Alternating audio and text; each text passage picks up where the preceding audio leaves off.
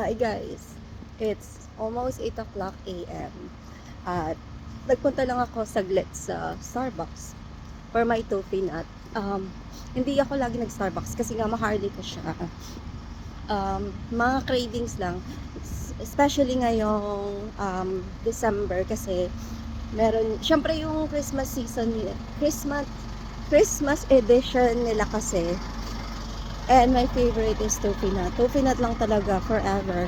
Tinry ko yung eggnog nila. Actually, ang cute lang kasi nag-ask ako sa barista kanina. Tinanong ko kung compared with toffee nut and eggnog, which one yung mas masarap. So, ang ginawa niya, she gave me a sample of eggnog at saka ng toffee nut. Tinikman ko yung eggnog. Eggnog, okay lang siya, kaya sobrang tamis. So, I've decided na talagang toffee nut pa rin for the win. Yung dati nila, yung tinry ko yung isa, ano nga ba yung pangalan ng isa? The gingerbread. Yung gingerbread, okay lang, pero toffee nut pa rin talaga. So forever toffee nut na ako, pero wala na, hindi na siya magbabago. Talagang ito na to. Yeah. So, napapansin nyo, maliwanag pa. Ayan.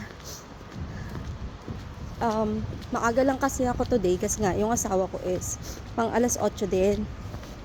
Hindi siya pwedeng malate. Ako kasi is pwede sakto lang. Hindi naman ako nalilate. Kaya lang hindi siya yung magta-time in ka.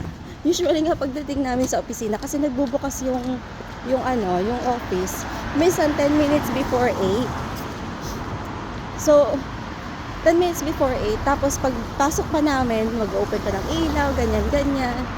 May ano pa, syempre magkakape pa kami.